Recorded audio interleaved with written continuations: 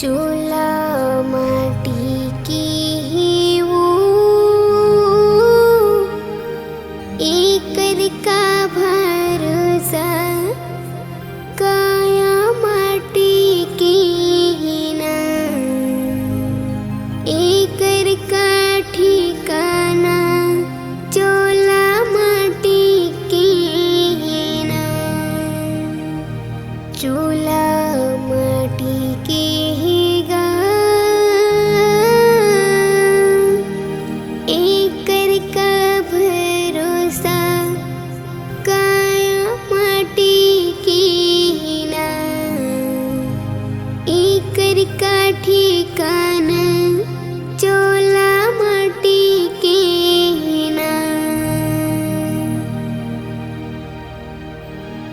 कोनो रहीस ना कोनो रहेगा